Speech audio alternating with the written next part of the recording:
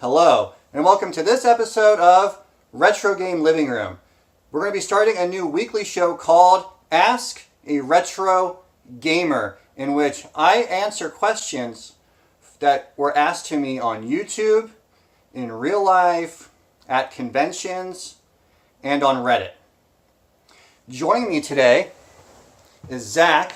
Zach and I are going to talk about our best finds. So the question I get all the time is, what's the best find you've ever had? So Zach, what's the best find you ever had? Honestly, I walked into a Goodwill one day, and I was surprised to find in the case a Sega Nomad, and that's honestly pretty rare in itself. But honestly, it was in a travel case with the Nomad stitched on it with the red and yellow. It was in like a retro 90s font, so it was pretty sweet. Honestly, more impressive than the unit itself. I used my 20% off coupon at the time, and I got $40. Nice, man. My best in-person find would probably be this guy right here. It's Lifeboat, which is a Nintendo Game & Watch game, and it works. And it was at Savers on the Wall for $3.99, bundled in with an entire bag of those like electronic poker and bridge games and stuff that like my grandma plays. So luckily it slipped through the cracks, and I just didn't know the value of it. Yeah, obviously didn't know the value of it, so it's right there on the wall. So we talked about our best in-person finds. Zach, what's your best internet find? Are you talking about like on the apps, or are you talking about on eBay? Any online network. Okay, so that makes it easier. So OfferUp, eBay. I was looking at this one app, Let Go. It's more obscure than OfferUp, so sometimes you can find some interesting stuff that slips through the cracks on there as well. And I found Phantasy Star, and it was a decent price. It was, you know what I mean, it was going for $60, and I started eBaying it. I was like, yeah, it's, you know what I mean, it normally goes for $80, and I'm a big Sega collector, so I really wanted it. I probably had my eye on it for at least 1 to 2 months, and I harassed the people a few times. I hit them up. I was one of those people, one of those flakes. But I finally one day decided, I was gonna go for it. I was living in Glendale. This is Arizona, but it's a far travel that I had to make. I rode the light rail, public transportation for an hour or two, and then I met the guy, and luckily, honestly, the guy was so cool for me making my way out there. He hooked me up with 3 separate games for $60. So sometimes just let people know how crazy you are about games. What were the other games? Miracle Warriors and then R-Type. Yeah, they were both complete mods as well. Didn't you also have a pretty recent TurboGrafx 16 score that you posted to our Retro Gaming? Yes. On Reddit? And that honestly, that's better than the Nomad, just because I only spent a couple bucks on it. I walked into this little thrift store and I ended up finding 3 TurboGrafx 16 games in their jewel cases for $1 a piece. They just thought they were CDs. So honestly, it's one of those finds that you dream about, and when it happened, I was pretty shocked. It was Legendary Axe, Super Volleyball, and Alien Crush. Yeah, so the 2 other ones were pretty sweet. Super Volleyball, it had a decent value at least, so I ended up trading it. And where'd you find those at? It's just a little Mexican thrift store. Honestly, went to a job interview because I was looking for a job at the time, so it was the last $5 I had in my pocket. But when you find something like that, you just, who cares? You'll eat the games if you have to. Yeah, and that's a lot of value too that you got out of $5. Yeah, absolutely. And then, I made it. Obviously, I'm still here today, so. Yeah. So, what was your best online find, Rob? Well, mine's going to have to be the Sega CD-X, which I was one day on eBay, and I was just looking for it on eBay, and I said Sega CD-X, and I hit new. There's a buy it now for $19.99 from a guy who was a vacuum cleaner dealer. And he must have just got it by accident or something, didn't know what it was, $20. It came in just a bubble wrapper envelope. So it was a gamble. It was untested, no cords, and I got it home from the post office, and the bubble wrappers got tears and dings in it, and I'm just like, oh my god, this thing is destroyed. But man, it fired up on a cartridge, and I was like, well, there's no way it's going to play a CD game, right? Yeah. Sonic CD, boom. Oh my goodness. And it worked really well for like 6 years, man, before I had to get the pots adjusted. Dude, so yeah. $20 well spent. Okay, so now that we've talked about what our best scores are. Let's talk about strategies to get scores. So on eBay, obviously alerts, sort by new, and try common misspellings. Yeah, I've tried the common misspellings things before, and like I never found anything. I know, like, you know, you gotta be dedicated, and I kind of, to tell you the truth, sometimes, you know what I mean, I don't know if I have the dedication for eBay. I just told you I'm crazy enough to go halfway across town, but it's because I know, and I don't get as bored, I guess, because I know I'm on an adventure, right?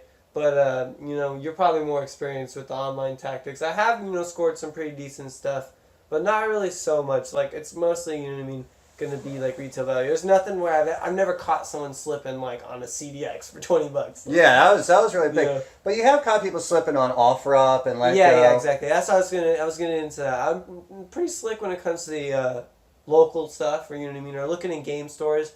I also lately I've been just looking at games and looking at developers and being able to, oh well, this is a cheap game by so and so, you know what I mean? Even if you're at the retail shop, you know what I mean? Don't be afraid to try new things. But that was not the question. Sorry for that. No, but that's a good point though, Yeah. is to know the product, because if you know the products well, you know the value. So if you're going on a big thrift hunt, look up, if you don't already know, what's selling high, especially if you're like, let's say you're just a Nintendo collector, right? Mm-hmm. And you see some Sega stuff or some Xbox stuff or some PlayStation stuff.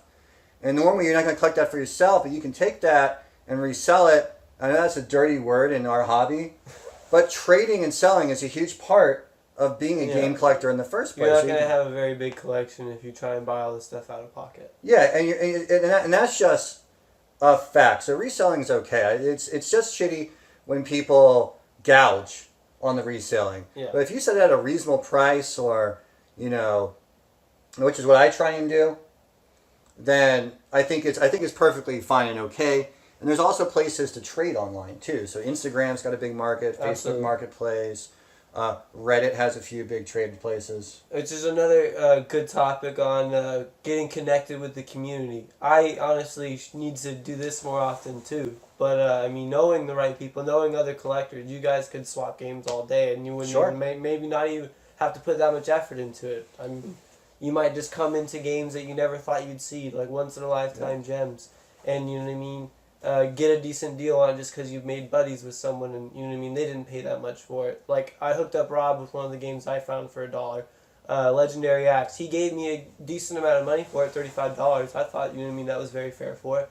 But also at the same time, you know what I mean, he saved a couple bucks. You know what I mean, he didn't have to go hunting on eBay, and the money. And we were at a convention. They were going for $50. Yeah, at the exactly. You convention. know what I mean. And Yeah. then, you know, it's got the nice jewel case and stuff like that. He knows it works. You know what I mean. So. Yeah, and it was a good deal for me. And speaking of being a member of the community, if you get to know people, you know, sometimes people will find something and they'll be like, "Hey, Rob, do you like boxed Atari 2600 games?" Yeah. And I say, I love it. "I love boxed anything." Yeah, exactly. And you know, they'll either give me a really good deal, or sometimes they'll just give them to you. And I'm well known on Reddit for being a game collector and an archivist of this rare and obscure stuff. And I've had people say, "Hey, you know, I have this. Do you want it?" Yeah. And I've just got stuff sent to me. So before. those people aren't even necessarily collectors. You're just broadcasting the fact that you want games. So you're becoming a game. Well, I wasn't even magnet. broadcasting that I want games. No, I was not just just broadcasting. like give me games, Yeah, but yeah. you know what I mean. You're letting people know I'm a that gamer. if you have games and you don't want them, I may be interested in playing them. Yeah, and I wasn't even saying that. I was just posting my collection stuff and being like, "Oh my god, that's really cool. Hey, I have this. I noticed you don't have it. Do you want it?" I got a couple systems, controllers, a couple games like that. Not a lot, not like what like a popular YouTuber would get, but still pretty cool, right? Yeah, absolutely, definitely. I mean, don't be disrespectful if someone wants to give you anything. Honestly, and I mean, especially games. You know, it's a great gift. Yeah, and I think we learned a really good lesson from Zach too with his TurboGrafx find story at the what was it, La Familia? What's the name of the shop? Mi Favorita. I don't know why I said La Familia. Mi Favorita. So little tiny Mexican-owned not pawn shop, but thrift store. Yeah. And you know, a lot of people would just walk past it, but you walked in. So always check those out of the way weird looking thrift stores because you never know if in their CD rack there's going to be some TurboGrafx Yeah, 16 exactly. games. The CD rack is the key to my victory. If I have not checked through the CDs, and there's a lot of crap, I've gone there since and I have not found anything. But you know what? I'm gonna keep going because Yeah. if they bust out something else, there's some TurboGrafx games that are worth money. And what if it's a CD game? Like, I don't even have one, but there's some of those games go for some serious cash too. So again, that's on the topic of just because I don't own something to play it. It could be worth millions of dollars. I'm exaggerating now, but you know what I mean. You don't know. You don't know what things are worth. Definitely use your cell phone to do some research. You know what I mean? Oh, very good point. I always use my cell phone on eBay, and if you check my 2-minute video over here somewhere, if you check my 2-minute video of how to use eBay to determine the best prices of games, basically the short version of it is search sold auctions only, so you can see what people are actually willing to pay for stuff, and you avoid those inflated buy it nows. And so that gives you a more truer version of what the thing is worth. And of course, you can always use price charting if it's a common game. Common games on price charting price charting is very reliable. Rarer games or games in various conditions, I find that eBay sold auctions is your best bet. And Zach, you brought up a really good point too. Just because you go to a thrift store one time and it's dead, doesn't mean that the next day they're not going to have someone donate their entire Dreamcast collection. I walked into a Goodwill one time that I never had any luck with, and someone had passed away, and their entire NES collection, with everything in boxes and manuals complete, was sitting in their case for $3.99 per game. So keep going. Always keep going and looking. And I think that's our show. We talked about our best finds. Absolutely. And we talked about our good strategies. And we hope that was entertaining to you. Leave us comments because we're planning on doing this as a weekly show. Leave us questions. We'll answer them. From Zach and from me. See you next time.